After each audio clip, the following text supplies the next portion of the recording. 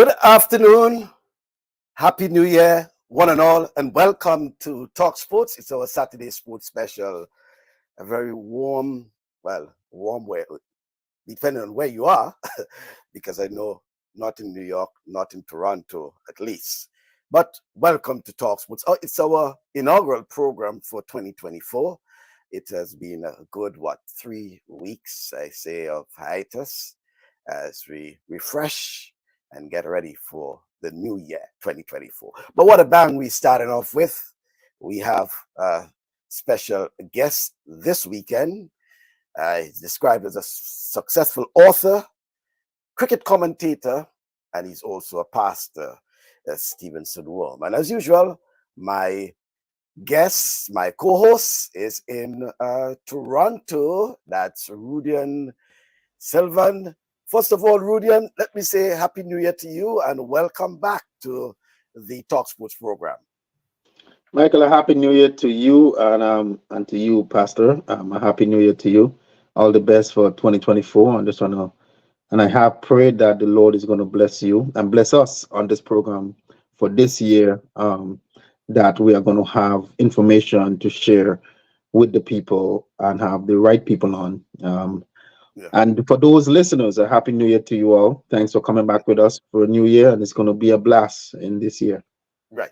And as I welcome Pastor Worme, first of all, I'll give Pastor Worme the opportunity to just greet us with a little prayer, Pastor Worme, for our program and for our viewers for the new year, 2024. Nice. Thank you, Michael. Rudian, good afternoon. And Lord, we pray today as we have this show, may this show be a blessing, may it be a sense of inspiration to all who are listening and those who are watching. And we ask that somebody would be challenged in one way or the other by whatever would be said and declared on our program today. And we pray for continuous blessings on this show and that it will increase in popularity and buoyancy, and Lord, that it will reach so many people across the globe, not just pertinent to Grenada, but wherever this would find its interest. We pray your blessings upon it in Jesus' name. Amen. Amen. Thank you very much, Pastor Worme, and welcome. See a number of viewers are logging in already. First of all, as we indicated, you'll be talking to us on a number of issues. I hope we can get all of that in the time. We may have to beg you for a few minutes because I know we have quite a bit to talk about, Pastor Worme. And foremost, you are preparing to launch 4 books. Obviously, one will have to be on cricket. I know that for sure, right? And then you also, not too long ago, Pastor Worme, we heard about your medical challenges and things like that. And I'm certain folks will really want to hear from you, Pastor Worme, because it has been a miracle. It was a miracle, more or less, And then we look at some other issues regarding sports, particularly cricket. But we're speaking about, just to give you a heads up, Pastor Worme, I already have 2. I don't know. This will be a sort of news to you, Pastor Worme, but I already have 2 of your books. Right. I have 2 of your books. Are you serious, Michael? Master in the Crease is one, and then there is Mango Marvel, The Deal on the Field. That is what I could have gotten within this short space of time, But certainly, obviously, Master in the Crease will be one. Secrets to excelling as a cricket batter. So, Pastor Worme, let's start off, and certainly I wanted to tell us. I don't know if we should whether you want to start about the books or whether you want, because obviously it would have given you a little inspiration to write these books during your medical challenges. So I don't know exactly where you'll want to start, Pastor, but whether it's the medical challenges and then go on to the books, because, this is also important. Michael, I would prefer to start with the medical situation, which came about. Well, I was diagnosed last year. In fact, a little before last year. Gosh, 2024 has just begun. And I was diagnosed with multiple myeloma. And multiple myeloma really is, well, it's actually formed in a type of white blood cells called a plasma cell.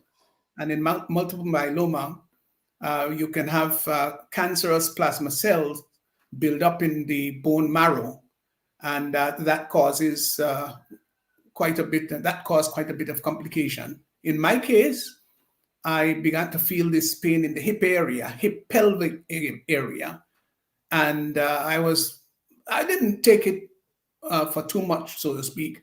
I thought, well, maybe it was just some muscular strain. I didn't pay too much attention, but then it started to get real tougher and much more painful. It was extraordinarily painful. And I visited the doctor. At first, we got a diagnosis. It seemed to be trochanteric bursitis. That was the first presumed situation. Then we had some very detailed blood tests. And then the doctor said to me, no, it seemed to be something much more than that. And then I was referred to Dr. Alejandro Miguel, who's a Cuban specialist here in Grenada.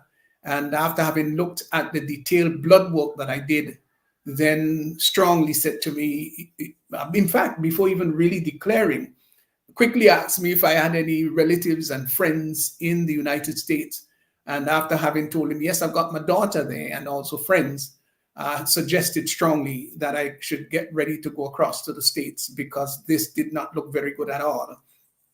And then he explained to me multiple myeloma. By then, the pain was really excruciating. I couldn't sleep on a bed. I actually slept in my living room for quite a while and trying to elevate particularly my left leg on the armrest, and that is what gave me a little bit of comfort during those very difficult period. And to further complicate the issue is that I did not renew my visa my American visa. So I had to wait for another 6 weeks before that could come through from Barbados. So it was a very tough time. And by the time I had to go to New York, I practically had to be on wheelchair. It was just too painful to walk. So I went through JFK on a wheelchair and into my daughter's residence in Brooklyn, New York. And I must say, quite frankly, Michael, I'm not a Brooklyn man. I've never been a Brooklyn person. I don't like Brooklyn. It's pretty difficult to adjust. And I did not start to get any formal treatment until April. So you should imagine January, I went in there the 12th of January, and January, February, March, April, not until around the 14th of April, I started to receive treatment for that particular complicated situation. And it was rough, it was tough, but I must say that God had been extraordinarily good in all of this. And I think even more so, Michael, what I appreciate so much, I didn't realize how much Grenada was rooting for me. It was the first time in my entire life. I think I'm very much a public person. And I'm very much known, not just in Grenada, but across the region. And whether it's my son or friends were calling from Grenada to find out how I was doing and to convey regards and greetings, the amount of names that were called. And sometimes they were just exhaustive. There were just too many names to call who were wishing me well and supporting tangibly and non-tangibly. And to me, that was one of the outstanding things that I experienced during my period of illness. Yeah, well, certainly, Pastor Worme, it was nerve-wracking for a lot of folks. I know they were very concerned. And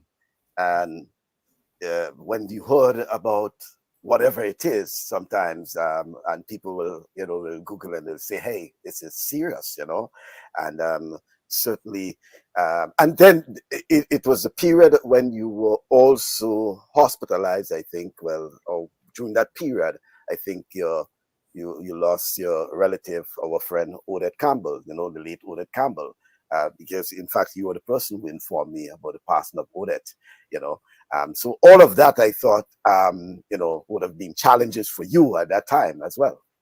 Yeah, it was. Odette and I go back to childhood days. I mean, I was a little older than her, but we were always close. We were always close. And even in her sickness, quite interestingly, Odette reached out to me while she was not well, and reached out to me tangibly, not just to say, well, to find out how I was doing, but tangibly, she reached out to me and gave me support, and I dare say monetary support. And that to me was quite outstanding, because here was somebody who herself in a very traumatic situation and painful situation, and still was willing to reach out to her beloved cousin. And when the news reached me that she had just passed on, I just tried my best to maintain my composure, but it was a loss. It really was a personal loss of somebody who was dear and special to me. Every event that I had, any major activity that I had, Odette gave me tremendous support over any particular project that she knew of or I told her about. She was willing to step up to the plate, jump out, maybe faster than anybody else, and give me her support. So she'll be dearly missed. Certainly, I see some of the comments coming in. If you can take a quick read, Pastor Worme. Andy Anderson Gaskin is saying he's a God-fearing man. That's the only how he could have done it. What a strong man. Certainly, Pastor Worme, I am certain that your congregation would have also reached out to you as well. You mentioned, not just folks in New York at the time, but Brooklyn and New York, or the U.S., but even at home in Grenada, they were reaching out to you as well. Yeah, listen, Michael, everywhere. And when I tell you everywhere, I was astounded by the amount of people who were reaching out. The Grenadian public were there. I was also very happy and very moved when at Intercall, a special collection was taken up for me. I had a couple of churches that did the same thing, raised offerings for me, and people anonymously put monies, into a local bank here, specifically designed for that. And to me, that was so touching. It really was moving. And we could say all we want, but there are very nice people out there who are always willing to support in one way or the other. And I should also say here, it is so important to be nice. Michael, it is important to be nice. I say this all the time. Be nice, be kind, be kindly affectioned, love people, because you don't really know where you're going to end up in this life. And it's something that I practice over the years. I love people. I would give the last cent I have to somebody in need. I don't have to wait for somebody to stretch out his or her hand on the side of the road to give a lift. I don't believe in that. If I see somebody genuinely needs a ride, I would stop my car, whether I know them or not, and say, hey, I'm offering you a lift. So being nice, and you cast your bread upon the waters, it shall come back to you after many days, and it would not come back dry, it will come back soaked. I'm listening to you, Pastor Worme, and someone was telling me during this week when they heard that you would be on the program that there was a fellow who came across you, I think, in somewhere in St. George's, and he basically fell at your feet because he was shocked to see you and see you in the condition you were in after hearing, what it was like. And it brings me to the point, Pastor Worme, what gave you that inspiration? I was reading something your daughter posted where she was saying that she begged you, she pleaded with you to please rest, take some rest, and no, you were not. You were just there, writing and reading and whatever. And I think the doctor intervened and said, well, if that is what he can do and what he wants to do, let him do it. What inspired you, Pastor Worme, during this period? I mean, for anyone going through what you went through would be very challenging. So the least they will be thinking of writing books, and probably given the circumstances, probably if you were there longer, you might have finished with about 10 books. But you finished with 4. Give us an idea what was going through that man. Well, I was in a lot of pain, Michael, a lot of pain. And again, as I said a little early on, I'm not a fan of Brooklyn.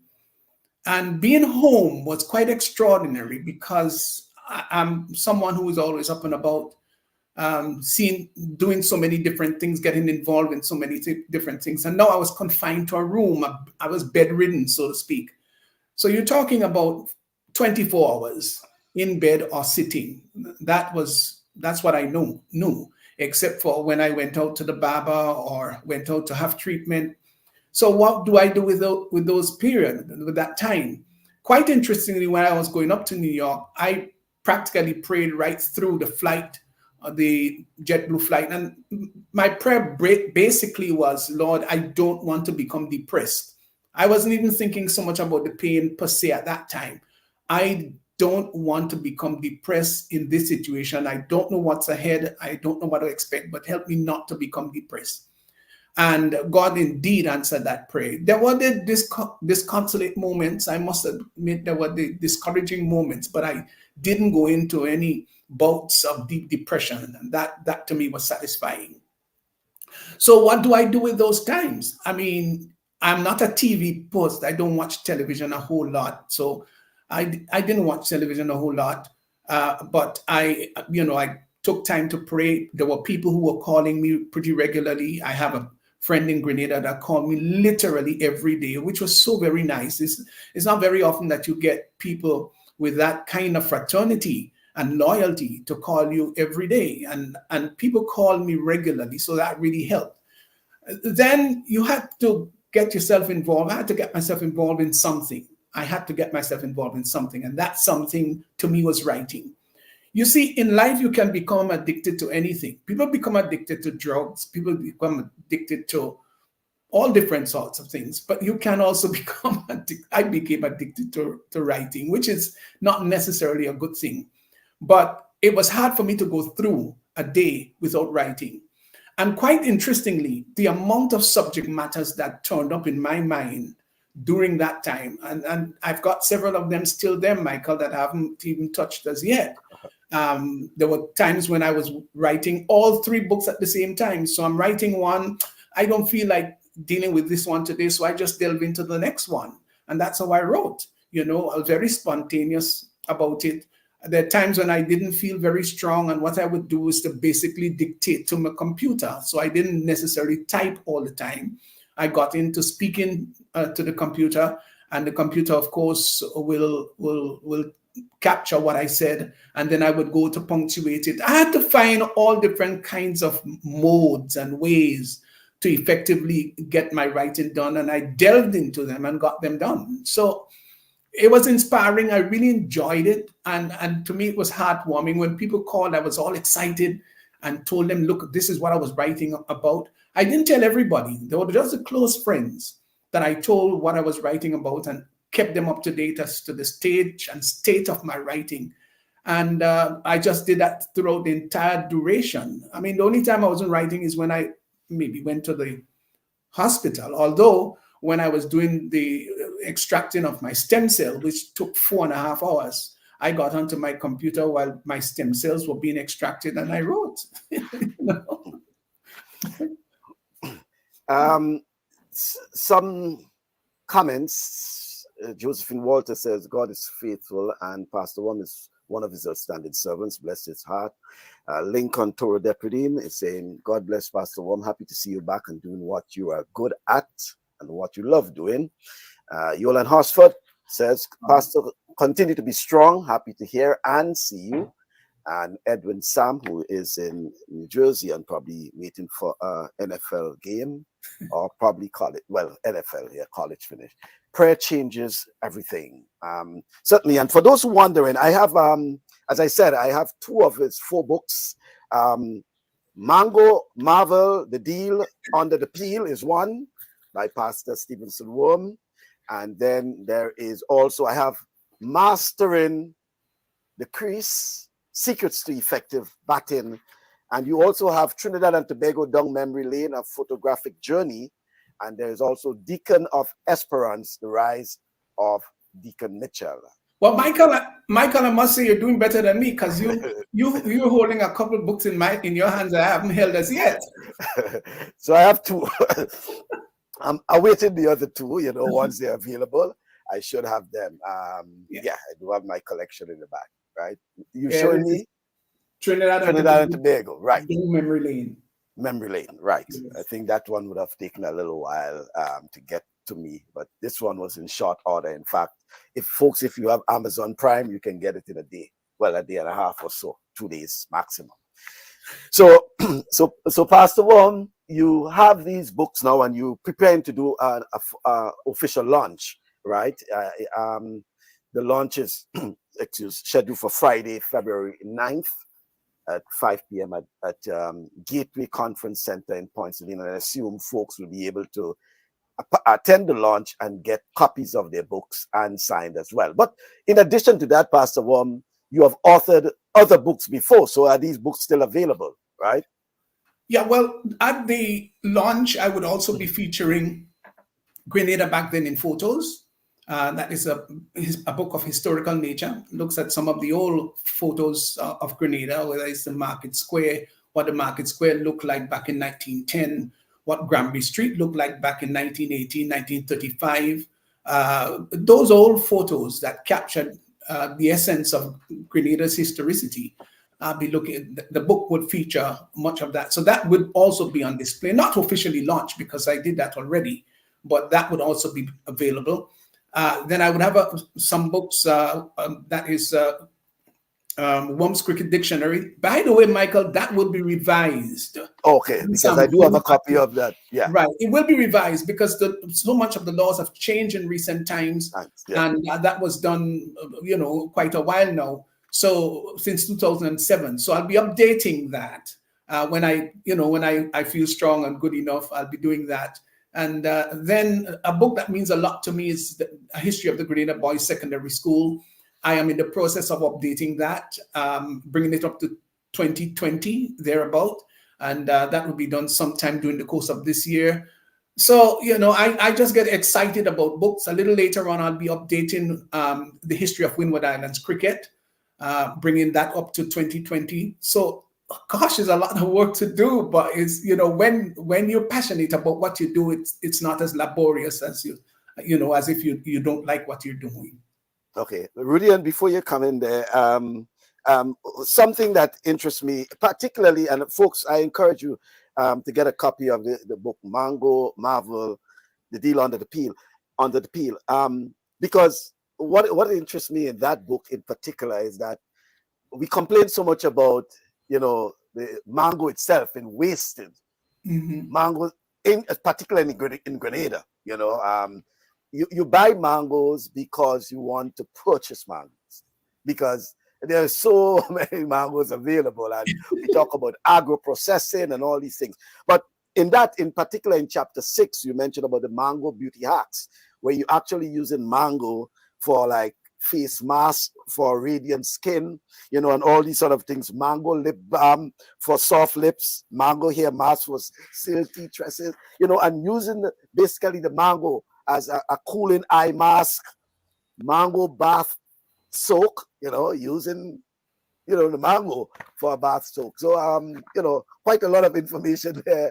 I plan to go deeper into it. I was just browsing through it and, came up with some of those things. But why mango and probably not oranges, or some other fruit, Pastor Worme?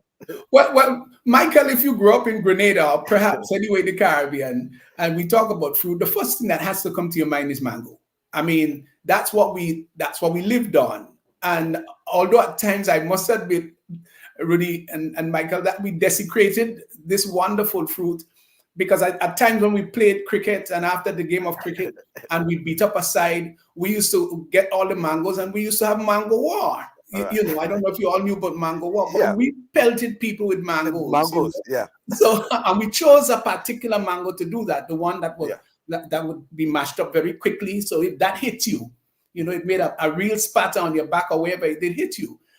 So it was a little bit of a desecration, but boys would be boys.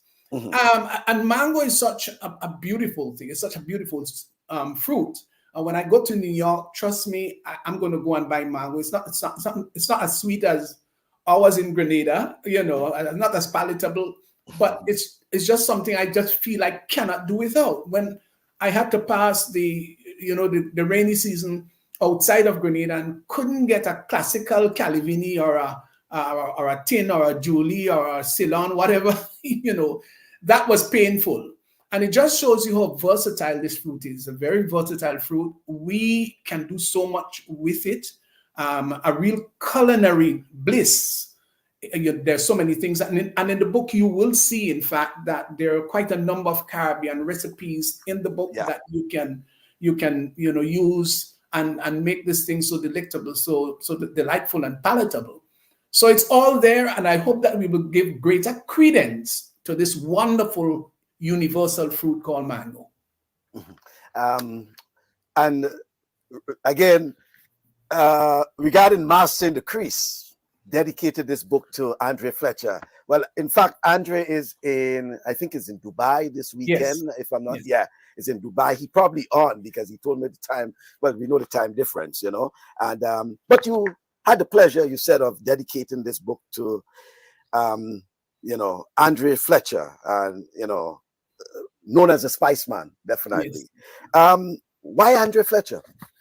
Well, I'll tell you why. The story about Andre is a very emotional story, I must say, because when I started to give pastoral supervision to Pomrose Church in St. David, Grenada, I could remember within a few weeks, we had a cricket match, a softball match organized against another church at Lassages in St. David. They decided, being the pastor, that they allowed me to captain the side, although I didn't know everybody very much, but I decided to take that honor. And I also decided that I wanted to open the bat. Now, this was about 14 years ago. And no, not 14, sorry, about 20 years ago, 21 years ago, in fact, 21 years ago.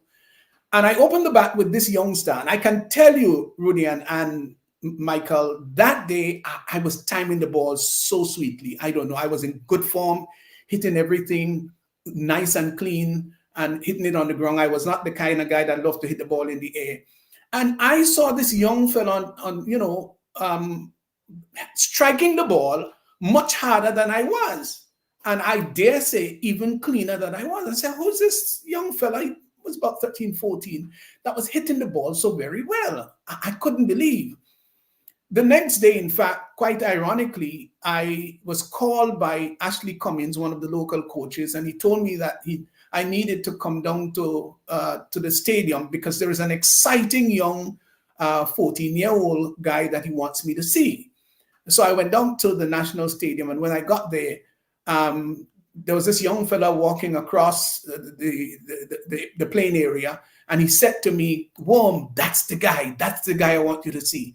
And then I realized that was Andre. I said, "But no, this guy's from a church." So that's how it all started. And he had done so very well in Tobago in that under-15 championship. Scored prolifically. He was the most prolific batsman at the time in that under-15 championship in Tobago.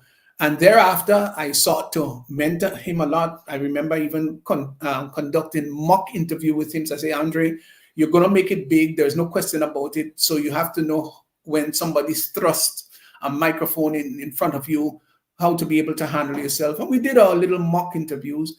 And he was very, very teachable. He was apt to learn. And since then, I have looked at Andre from since then to now. I don't think I have missed more than 5 games that Andre has played in. And I'm saying that confidently, I have not missed more than 4 games that were televised, put it that way. I've always supported him and mentored him as much as possible. That's the reason why I decided, I would dedicate this book to Andre Fletcher. I think he has contributed quite a lot to Grenada's cricket and to West Indies cricket as a whole, somebody to be emulated. And I just feel proud and happy. I didn't even tell him that, I wanted to, give him a surprise, but, Yeah. Well, and in addition to that, I mean, not just, as you say, Grenada, Windward Island, and West Indies, but Andre has played for probably a dozen teams. You noted quite, Stanford superstars. Well, he made it big there during that time. Yes. The Sagicor High Performance Center, West Indies A, West Indies Invitational 11. Well, we had the Windward Volcanoes, Yes. West Indies under 19, Melbourne Stars, Cricket Presidents 11, St. Lucia Kings, Peshawar Zalmi, Colma Tigers, Bangla Tigers. All over the world, he has been playing cricket. He has made a significant contribution to cricket, I would say worldwide, Absolutely. Only probably he just haven't had a taste probably of IPL, but he has, and he's always willing to participate. That's the thing about Andre. He's now in Dubai, as you say. Certainly he's playing a role there, and then he plays in, whether it's in Pakistan, just wherever they call him, he is there. Rudian? Yes, Michael, certainly. Man of God, certainly when I listen to your short story, because I know there's a lot more, nothing is impossible without God. And when you put God first in the things that you do, He's always shows up for us. And certainly He did for you.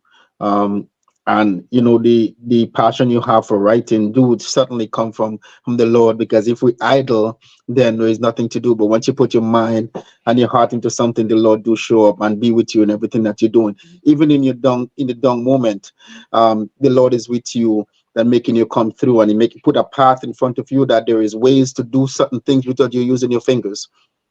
That's and correct. There's always a challenge, but it makes a way for you. And one of the things that you said in your opening is that you're going to have photos for from back in the days. This is something that's really missing. I'm challenging as well. It's challenging to get those, because certainly when I see it pass on Facebook, I store them. I see things come from Grenada, the revolution and stuff like that, because those are the things really attract me to see where a country come from, to see where it's at. One of the countries that I really inspire me over the years is a country called Rwanda.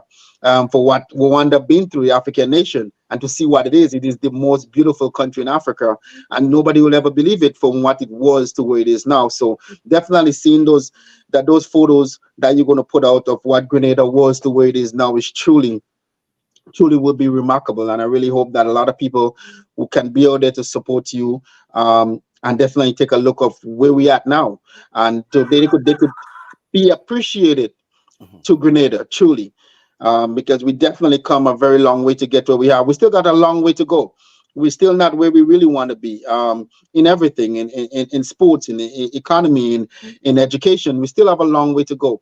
But if we have the people that can work together and they have the understanding of this is where we come from and this is where we are at, truly, I think it's possible. And even you write a book about our beloved Prime Minister, and certainly, we see the things that he's doing, that we truly hope that future that was lost is truly coming back with his vision. So truly, continue to do what you're doing, and I don't have to tell you to put God first.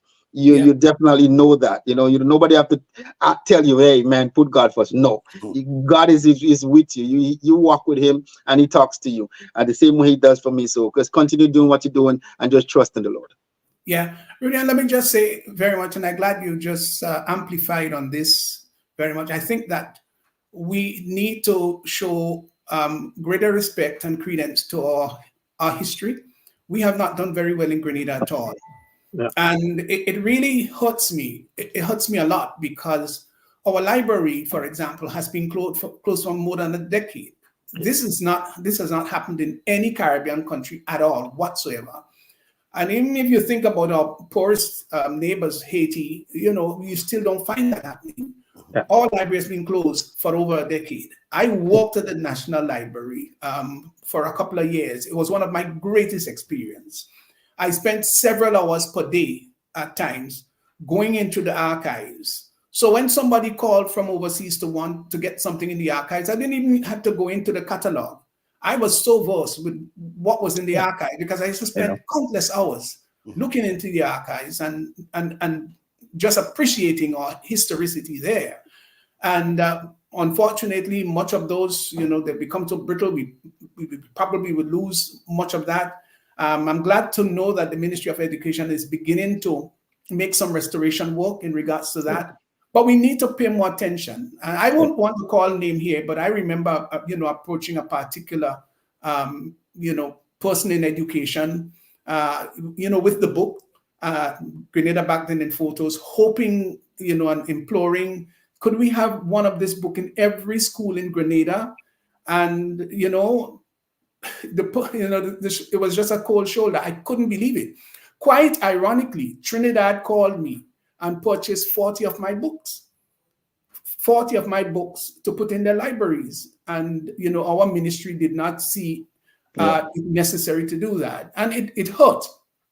Not it hurt that I didn't get the sale for the book. That's how it really hurt. The fact that we don't understand how important it is to preserve our history. And that hurt. No, and most definitely, and that's the thing that really that hurt us as a nation. Through, like I said, we always look at the now, but never where we come from, and if we don't, preserve that, that's the foundation. The foundation is the past, and if we don't go back or have memories, of how we get here, then everything is we lost in so many ways. And like I said, there's so much to say about the past ministry of education, that things that was discussed and things that was said never come forth. But that's just what it is. But we're just hoping that things will move forward, and in every way. You see it in tourism. I am from the historical parish. I'm literally in Sates, and it's not the way it should be for a historical parish. It should be better comparing to where we come from to where we are now. So there's a lot to go, but in due time, we're hoping that that will happen. But certainly, like I said, you are making a good pathway, and just continue what you're doing. Well, one of my, Michael, just before we go further, one of my dreams I've had for years, I don't know whether it would ever be accomplished, but even if I don't accomplish, that's why we have succeeding generations who will pick it up. But I would really love to have somewhere where we can have, a photo gallery display somewhere. So not just tourists, but people from the diaspora, older people can come, or younger generation, or school children can come and look and see what Grenada was back then, in photos, hang them up on the walls, let them and be able to have good citations for all of that. It'll be a dream come through, if something like that happens. And I'm saying it there because there might be somebody else who would be listening and maybe have a similar dream. Go right ahead and let's preserve our history. Yeah, in my research, I was so happy to see the Sendal Tunnel being built back in 1894, and you've got photos of the tunnel under construction. The ending part of it. And when you read about how the tunnel was built, was quite amazing. It makes a wonderful story. The tunnel began to be dug from both ends, from the Melville Street end and from the southern end, and they met up together in 1891, and only one person got injured throughout the entire digging and drilling of the tunnel. The story is quite fantastic, and we have a lot of fantastic stories there that Grenadians need to know. And we need to pay more attention to our history. And unfortunately, we haven't, but I hope that this is going to change around from here on. No, and definitely, but even in schools too, we talk about schools, like those are the things that have to be taught in schools. Most of the time you hear about the history in schools is when independence come around. And you see because the photos are there. The photos are there. It just when independent come around, you see photos you haven't seen. The photos are there. You just have to find the right people, and then put it in the right place where they should have something across the nation. Every parish should have something that shows the photos. It might be different from one other place, but it gives people a chance to visit those places and do happen to see that. And Pastor Worme and Rudy, and as you mentioned about the photos too, because I think with technology, there's so many things you can do now to enhance, photos, because, a lot of photos back then were black and white, and some of them may not be of the best inking for now, but with technology and all these sort of things. And then, you have the situation where there are people who are afraid to even show you a photo or lend you a photo because they want to make sure that they have it there because the grandfather or grandmother, or, some parent would have left that there and they want to make sure that it's there for their kids to see it. And then there's the story also of a lot of people losing valuable like photos and things during the hurricane, for example, and some of the storms and things like that. So but how challenging is it for you, Pastor Worme, to get these things, especially the photos? I noticed that you already have published Trinidad and Tobago down memory lane of photographic journey, but I mean, how easy, how challenging it is for you to get these materials, especially those that you want to make it printable? Well, Michael, let me just say, I'm cautious about saying this, but I got so much pleasure in writing Trinidad and Tobago down memory lane. It was a pleasurable journey. It took me 6 years, and I completed the task while I was in New York. While I was sick recovering in New York, I completed the task there. Yes, it was a difficult assignment. The good thing, however, is that I studied in Trinidad and Tobago between 1985 to 1988. So I had 3 years down there studying. In addition to that, I had gone to Trinidad every year, with the exception of during the pandemic. I had gone to Trinidad every year. So I had a pretty good understanding of the topography, the cultural heritage, the people, the lifestyle. And so, yes, it was tough to get certain photos. A lot came off the net, but I also had to check other individuals. Some individuals, in fact, having heard that I was doing the book, forwarded photos to me. And I mean, at times I jumped up like a little schoolboy when those photos came to me. I was so excited about it.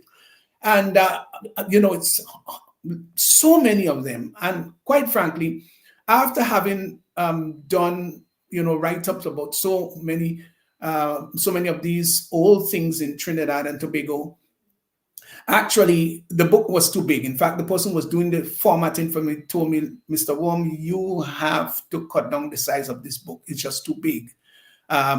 So I had to cut it down. It turned out to be 379 pages. So imagine if I did not take out another 100, because I think it's about 100 pages I took out. So it would have been almost a 500-page book, and that was just too big. So I had to be very selective as to which photo I should take out and that sort of thing. Yeah, it was challenging, but it was even easier to glean those photos in Trinidad and Tobago than in Grenada, quite ironically. Mm-hmm. And were you of the opinion or the view, or were you hoping that you would have had something special related to Grenada's 50th anniversary of independence? Well, I think after having written Mango Marvel and Master and the Crease, then I started to think a little bit about Grenada, and I wondered what I could do about it. And it suddenly dawned on me that a charismatic young man, 44 years of age, came onto the scene, created a wave, a stir that probably was not done before. I mean, he catapulted from nowhere, so to speak, not being involved in politics for any extended time. And within the history of Grenada and the Caribbean, there wasn't anybody who had the experience that Prime Minister Dickon Mitchell had, coming from a legal background, being a corporate law, and got into politics just a few months, so to speak, before the national election, and won, and not just one, but won quite convincingly. That fascinated me, and I wanted to know a little bit more about this slender, good-looking young man, as to what he was made of. What was his youthful life about? What was his boyhood days like? And while I was up in New York, I started to do my own research. Called a number of people, got hold of interviews, went back and checked videos. It was quite an enthralling and very interesting assignment, so to speak. or project rather, that I decided to delve in, and I couldn't put down my pen or stop typing. I was just typing furiously every day. And I had so much, within a short space of time that I wanted to be careful. I said, I don't want to make this, I don't want to make the book too big, so to speak, just enough that people would enjoy. So although the book is not, Michael, the book is not even printed as yet, but things are under control. I'm still waiting on the Prime Minister after a conversation with him. I would suspect that he would call me shortly, hopefully. And so I could get this off the ground. And I think people who are coming back to Grenada would obviously love a copy of this book. Local individuals would like to read about this young man who rose to the top so very quickly and in such a dramatic way. So Deacon of Esperance is the name of it. Deacon of Esperance, the rise of Deacon Mitchell. And you will notice I have Deacon of Esperance because he comes from Petit Esperance in St. David's. And Esperance is a French word, which means hope. And everything ties in quite nicely. And I really look forward to that publication too. Okay then, and certainly, Pastor Worme, we really cannot have a conversation with Pastor Worme without talking dearly about his dear friend cricket, and the sport, cricket itself. And Pastor Worme, I'm certain that even, and I'm referring to at times to your medical challenges, you still were, you had an interest in the game of cricket, and you're following cricket and West Indies cricket in particular. Look, Michael, we had our local games here, our 10-10 championships with all of these teams and Nutmeg Warriors and the other guys.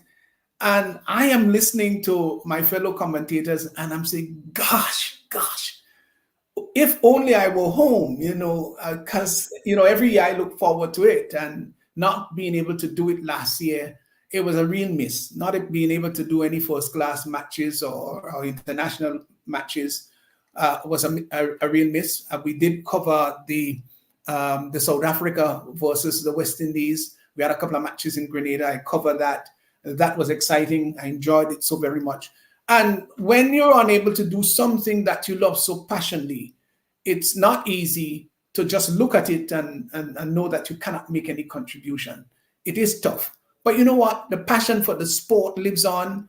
And I love the game so much that even if I was not in the commentary booth, I still was able to appreciate the sport, enjoy it, listen to the commentators. Sometimes with a very critical mind, I must say. Some of them I just frowned. I said, gosh, no, that's not the way you describe this. So at times critical. But all in all, I followed the sport. While I was writing, I would have, I would look at it visually and type and listen, sort of multifaceted manner. All in all, yes, it's not easy to be away from the sport that you love so much and so passionately. And not only that, Michael, let me tell you something. When people call me to do, even if it is a commentary in a win-ball match, I would go for it. And the reason is, cricket did so much for me. I traveled across the entire region and did cricket commentary in every Caribbean country, maybe with the exception of Montserrat. But every Caribbean country I've visited, I've done cricket commentary there. I mean, I've done international matches, I've done test matches, I've done 2020, I've done one-day international, first-class matches. I've done cricket commentary involving every test country in the world with the exception of Afghanistan. That to me is an achievement, and not too many people, well, nobody else in the Windward Islands, in fact, have done what I've done. And it's not because I want any accolade. It's just because this sport is so versatile and it can bring you a long way. And because it has done so much for me, I am always willing and ready to give back to cricket. Before I continue with that, just a couple of comments there. Clever Deputy, they say the concept of libraries, as we know, it have changed, not a building, but the building of archives accessible for use. And we have two friends in Toronto, Golden Child is saying good afternoon all, and your good friend Siobhan Benjamin fans. Oh, Pastor Worme, I yes. love this man Sudham Murchie with his sexy voice. Siobhan is still troublesome, you know. Good And afternoon to you, nobody like Siobhan. her. Yes, I know. Good afternoon, Siobhan. But so Pastor Worme, are you still interested? And as soon as possible, will we be hearing you again behind the microphones doing cricket commentary? Michael, look, you know, my life is in God's hands, and whatever He does, I have to be pleased with it. You know, it'd be nice to hear, here is Rudy from the far end moving into bowl to Bascom. Bascom is onto the front foot, driving nicely out to extra cover, picked up there by Siobhan Benjamin, and there is no run. The total remains on 50 without loss. I would love that. I mean, I go into my bathroom and I do my own imaginative cricket commentaries. You just form it in my mind and it just comes so natural. It's such a lovely thing, really. I mean, you could take me up from wherever I am and put me onto behind a microphone and I'm ready to go. Listen, Michael, I love the microphone. Once I see a microphone in front of me, my eyes light up. I'm ready and raring to go. I'm not intimidated in fact, even in public speaking, you know, if I'm in front two persons, I could be very shy about that. I'm much shyer than a lot of people think. When I tell them generally I'm a shy person, people don't believe that. You give me a crowd of 500 and I would run on the wave of that. You give me one person or two persons to speak to and I become a little shy, really. But, you know, I just love what I do. Mm-hmm. And the cricket itself on the field of play, Pastor Worme, I'm certain you will have your opinion of, especially, is there a resurgence? Do you believe there's a resurgence of West Indies in international cricket? I know the boys are down under. We have the under 19s already, also getting ready to play. They have been very competitive over the years, as you know, the under 19s in particular, you know, the World Cup. But a pretty green team in Australia. What are their chances and what do you believe are the chances of West Indies in terms of a resurgence in global cricket? They're playing the best test team in the world, and that's arguable. Some people would say, well, you know, it's India. Well, don't forget, Australia came up against India and won against India. So I think they've got the bragging rights to be the number one test team in the world. And with formidable stars attached to their team, the rookies that the West Indies have filed to play, and not only that, they're playing down under. That is a tough and almost insurmountable proposition for the West Indies team. Greenhorns coming up against experienced bulls, it would not be a tough, an easy assignment. No, I am not suggesting, because cricket is a game of glorious uncertainties. And very often when you think that a particular incumbent would win, it doesn't really happen. Zimbabwe beat the West Indies when we didn't think that they would. 1983, West Indies coming up against India at the World Cup. Nobody thought that India would win. India won, and I dare say won quite comfortably too. So with that being cricket's uncertain nature, you can't expect anything. But if we're going sequentially, we would understand that Australia has more than the upper hand against the West Indies. They're green. What they'll have to do, however, is to play the Australians with as much confidence as possible. One of the things I have realized when you're playing the Australians, the moment that they realize that you're intimidated, they're going to go after you and they're going to make your life a living hell. Now, it's like a dog. If that dog senses that you're paranoid, you're afraid of him, he's going to come in for the kill. If that dog stands up, if you stand up and you make some movement that suggests that you're going to search for a stone or you're going to show defiance, then it's going to stop in its track. And these young players need to be told, look, we're not to play with gay abandonment, but rather to say to the Australians, we're down here, we young, but we also could throw a punch. And the bowlers have to go there and bowl and do it consistently. And these young players who are batting, they've got to say, look, we're not afraid. We're still going to play our shots. They must not go into this intimidatory mold and cower and allow cowardice to umbrella them. No, you've got to go there and fight. The chances are 95-5, but I would still think that they've got a splendid opportunity to show what they're made of, the metal, and how well they could adapt and what their future really should look like. Okay, and my final question before I go on to Rudy and get ready to wrap up, it has to do with West Indies, or the region in particular, West Indies and the United States hosting the T20 World Cup this year, this summer.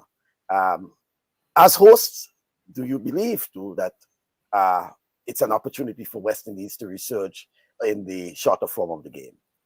It is a great opportunity, and mind you, don't forget, West Indies have done not much better in recent times in regards to win versus losses in 2020 cricket. This is the strongest version of the game, not the 50 over, the 2020 version. If we pick the right team, I don't think, for example, the last World Cup 2020 team was the right team. I don't think that, Dwayne Bravo should have been on it. I don't think that Chris Gayle should have been on it either.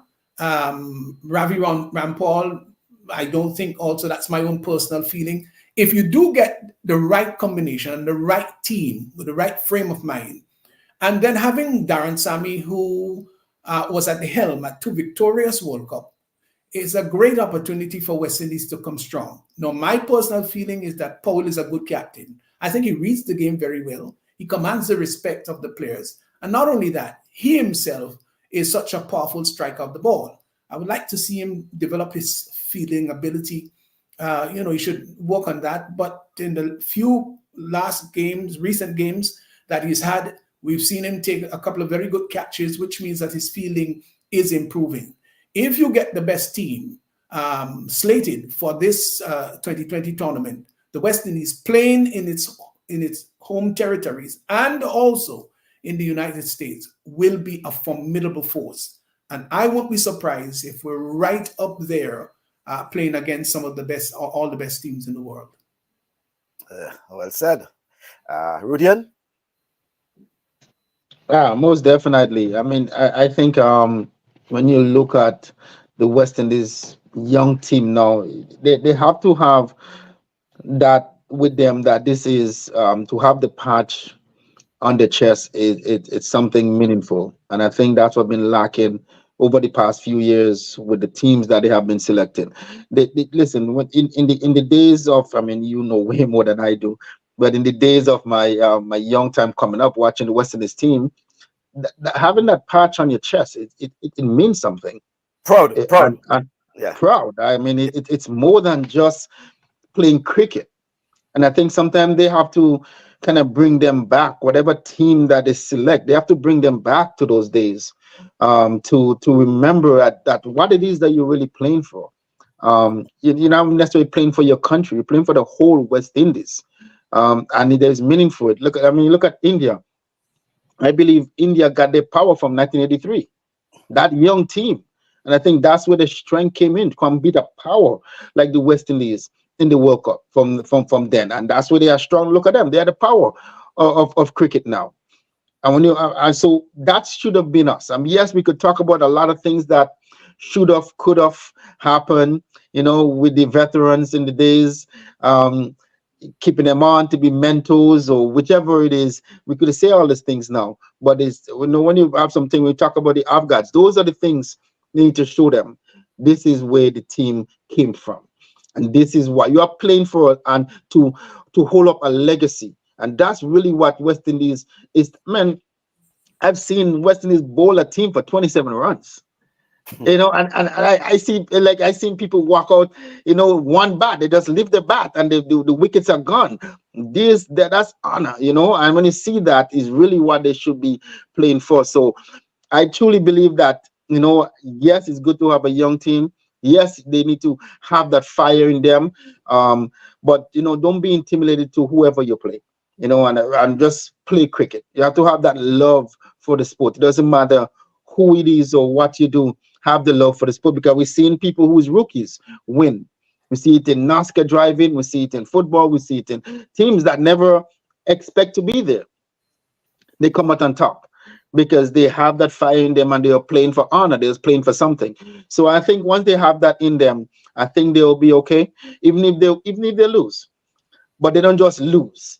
Say, well, we lose already, so let's just give up. But you give them, let them know, yes, we are here, and let the rest of the world know that we are back. And I think that's what they really need to have in them. But I still have faith in the West Indies team. I still have faith in young or old. I still have faith in them. I still believe they can bring a cup back in before my time's up. I believe that they can do it. And, I will continue praying for them. I'll continue being their biggest supporter. But, share that, let's give it. Share that faith with our good friend, Toro Depadina. Yeah, definitely. Pastor Worme, Leslie McQueen is saying, good program, Basque. I'm glad to see and hear Pastor Worme. He certainly stamped his footprint on the cricket fields around the world. What a joy to admire and appreciate coming in the early days of Windward youth cricket in Lassages, Progress Park, and other community grounds on the island. Well done, Pastor. And talking about that, Pastor Worme, I think I saw some photos you were posting regarding, and you were asking, name this person, name that person, and you were actually in one of those photos. Was it when Windward Islands youth cricket was? No, actually, when we were through with Windward Islands with playing for the youth cricket, we had this team called Sports World Cavaliers. I'm sure you remember that. Cavaliers, yes. So that was Sports World Cavaliers that we had there, and there was a team that came down from New York. We played against them. Yeah, so it was really memorable, and that was one of the last competitive matches that I played. Cavaliers was one of the strong clubs. Oh yes, we beat everybody. When we came back and we were finished with youth cricket, the St. George's Cricket St. George's didn't want us to participate in the tournament because they felt that we were not strong enough. Our thoughts were, if we played for Grenada national youth team, why we're not strong enough to play for in a St. George's tournament? And they reluctantly let us in, and we beat everybody. Yeah. Well, you had the cream of the crop. I think I saw. I think Dixon was a member of the team. He was the captain. Right. I saw some other faces there. I tried to remember, but they were. Ozzy Hall played with us. Ozzy Hall, right, and all these. Yeah, it was a very strong team. Duncan, Greenwich. Yes. Mitchell. So there was reason why they didn't want you all to play, but it was, and you will agree, Pastor Worme, it was very difficult during that period because you had so many talents to make the Grenada national team and the Windward Islands team as well. Yes. And you know something, I want to be honest with you, Michael. When I made the Grenada national team at age 16, I think it had more to do with the fact that I was from the Grenada Boys Secondary School. I remember we went on trials. I saw some young fellas from St. David's who, those guys were better than I was. And I guess, well, fortunately, I got on. I think more so because, I'm not suggesting I was a good player, but those guys were better than me. They were better than me. I happened to get on before them. I was disciplined, I must admit. But we had such talent there in St. David's. Also in St. Andrews, we had great talent there. And unfortunately, we didn't get through. A lot of these guys didn't get through. Sorry, Michael. That's all right. Yeah, we understand. I think goodness. They're letting you know that. Oh my goodness! It's time to wrap up.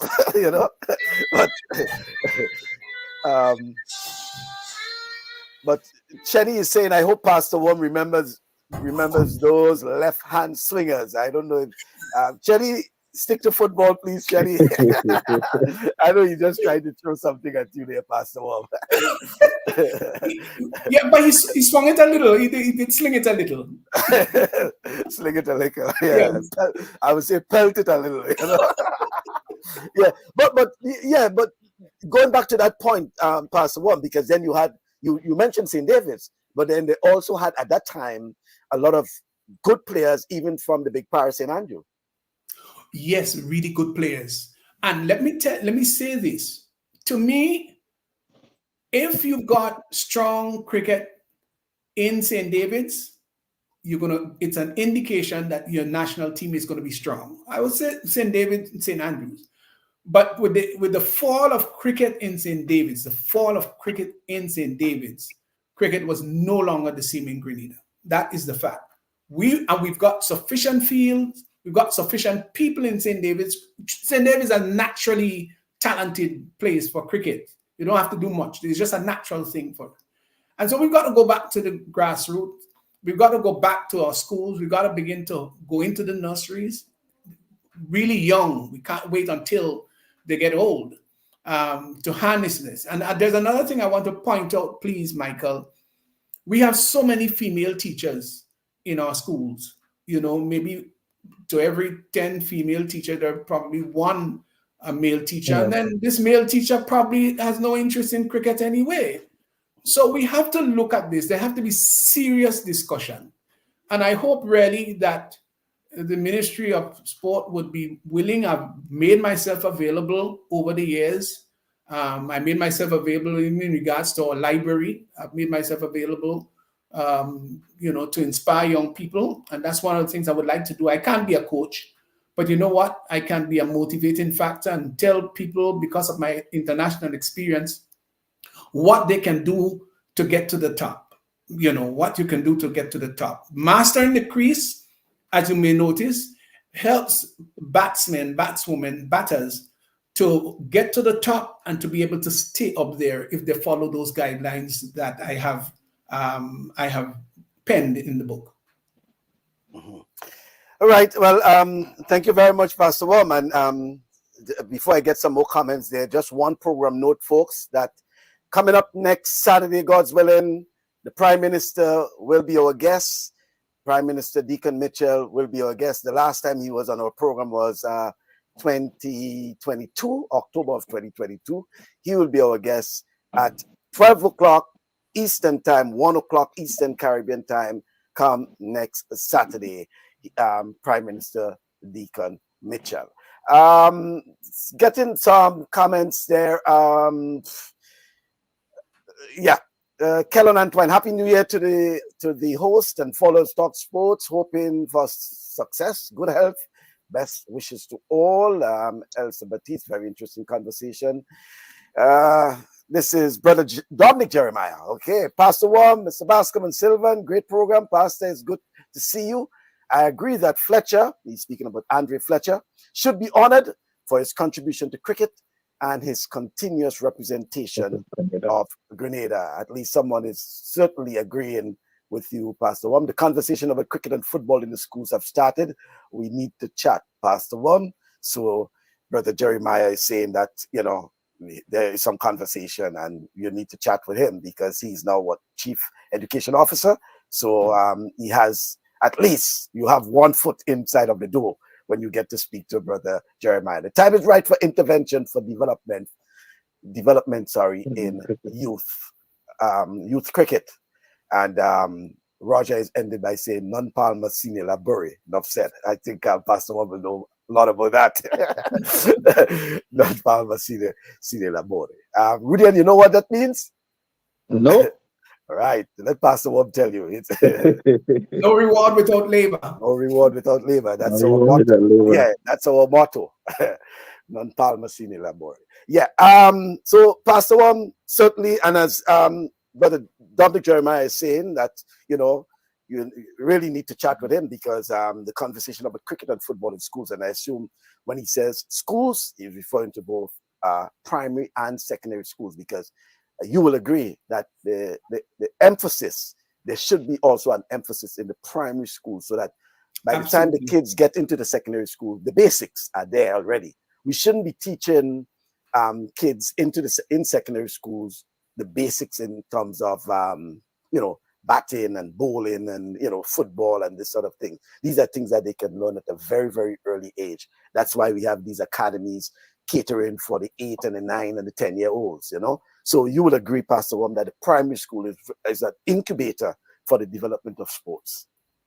Absolutely. That's where we've got to start. If we start at the primary level, then it's going to transcend into secondary. We'll have strong secondary cricket and we'll also have strong youth cricket. And then we're going to get our seniors. That's where it's going to butt from. They're not going to jump onto the scene from nowhere. You've got to start from somewhere, and it's going to start with nursing the cricket breast.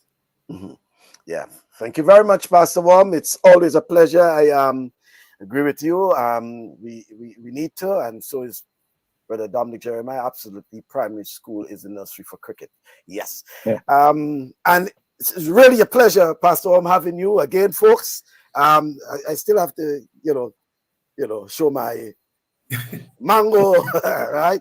And then Master in the Crease, tribute to Andre Fletcher, at least. And then there are 2 other books. But certainly you're invited to be part of the launching, which will take place on Friday, February 9th at 5 p.m. in the afternoon. That's 5 o'clock in the afternoon.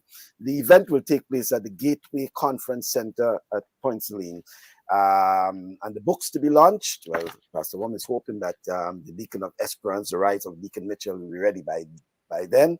But we do have Mango Marvel, The Deal on the Peel, Trinidad and Tobago, Down Memory Lane, A Photographic Journey, Mastering the Crease, Secrets to Effective Batting, and as I said, Deacon of Esperance, Deacon of Esperance, The Rise of Deacon Mitchell. Each book holds a unique perspective and narrative covering a diverse range of topics, from culinary exploration to sports mastery and historical photography. So we do look forward to that. And we have seen over the past few months, well, let's say the last year or two, a plethora of Grenadian authors. We have quite a number of Grenadian authors now.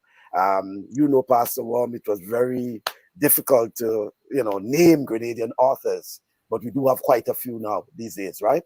And it augurs well for the history of Grenada, because we know, as Ruben is saying, 10, 15 years from now, we will have something that's there documented in various fields. Obviously, I know through Pastor Worme, we get a taste of sports, particularly cricket, indeed.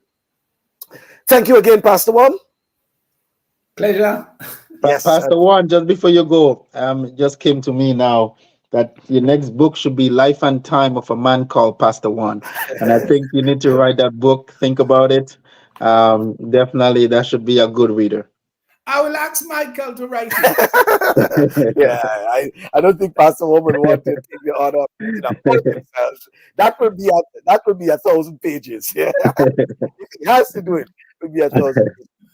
Pastor Worme, I think you have made a valuable contribution, especially as as it relates to the writing of these books. It was an interesting story you gave us, because here it is.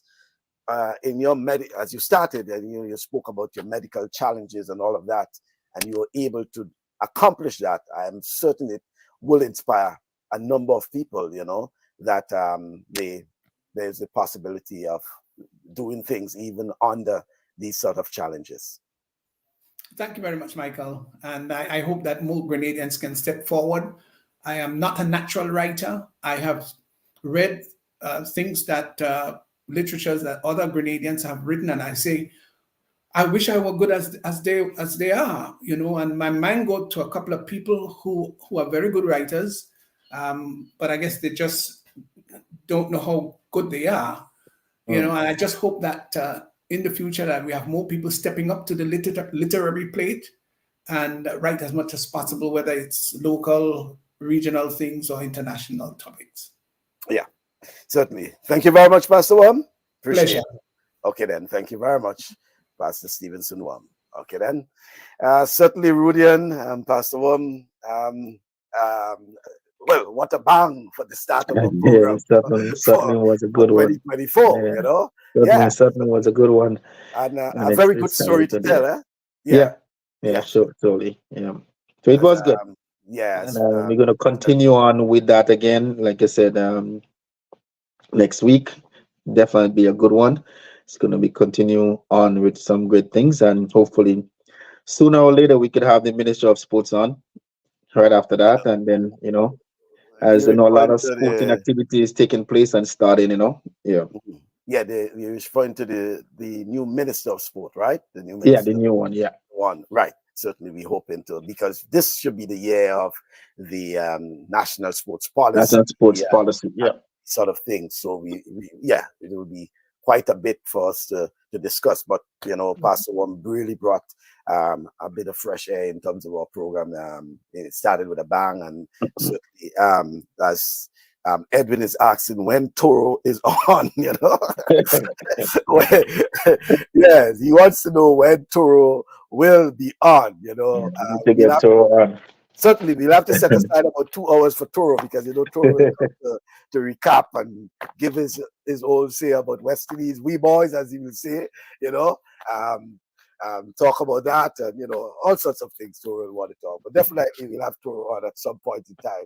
You'll have to set aside that. But thank you very much, Rudian. Thank you. It's always a pleasure. It's always a pleasure. Yes, who be with us, and look forward to seeing you next week, God's willing. Rudian?